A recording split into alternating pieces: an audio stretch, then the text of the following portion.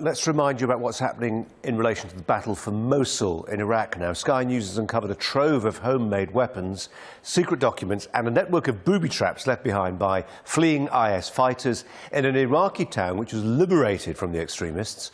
Despite advances by the Kurdish Peshmerga to the east and Iraqi forces to the south, Mosul remains in Islamic State control, of course, but slowly land territory around it is being retaken after now, 4 weeks of fighting. The town of Peshmerga was liberated from IS days ago, but Kurdish forces say they are still finding militants trapped in buildings and tunnels. From there, John Sparks reports. The battle for Peshmerga is over, or at least that's what Kurdish fighters believe. They control its shattered thoroughfares, and its neighborhoods seem quiet enough, although nobody's absolutely sure. 100 or so IS militants tried to hold this town.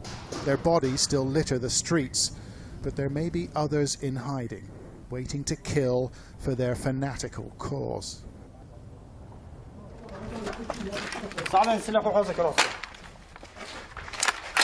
We were taken by Peshmerga soldiers to a middle-class neighborhood that had been re-engineered by the men from Islamic State.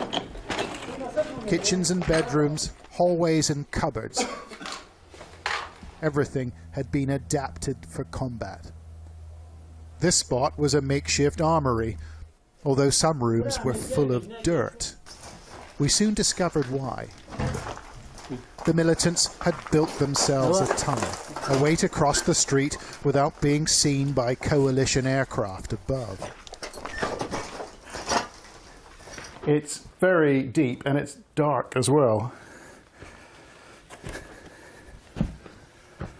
The walls are very soft. But this narrow track, propped up by a few beams, was more than just an underground passage. Well, this is extraordinary. It looks like they built themselves sleeping quarters down here.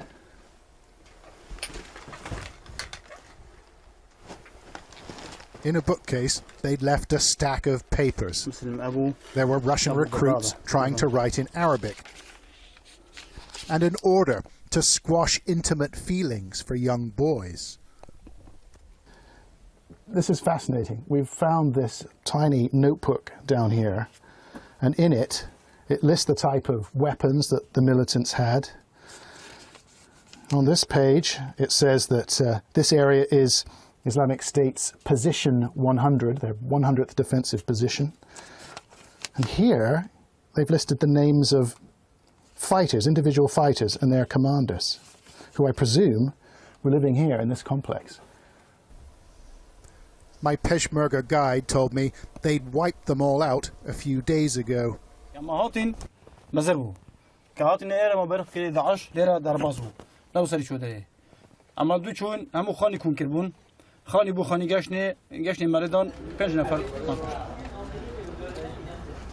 Back on the surface, we found a collection of IS rockets outside the offices of a local transport firm.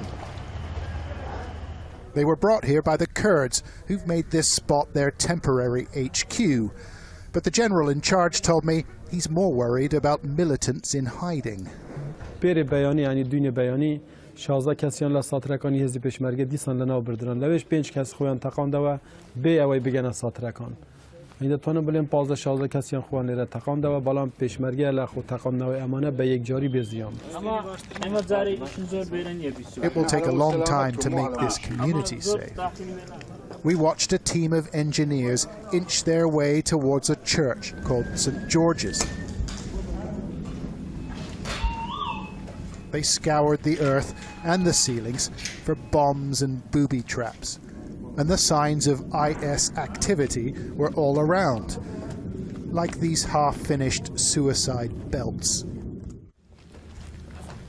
While engineers searched for explosives, the church director surveyed the scene, and he was shocked. Like the rest of the town's residents, he was evacuated 2 years ago. This his first day back. شلون اوصف لك ما يوصف يعني ايش حاسس هسه هنا مدفون ابويا مدفون عمي بنت اخويا هنا قرايبي كلهم مدفونين لاعبين بالجثث مبهذلين المقابر. يعني شو تريد يكون احساسي؟ ما اعرف. Yet the worst is yet to come. Past the burning oil in the west lies the city of Mosul, with 1 million or more civilians inside, and it will take months and months to hold it. John Sparks, Sky News in northern Iraq. Now footage has emerged of Prince Harry's new girlfriend.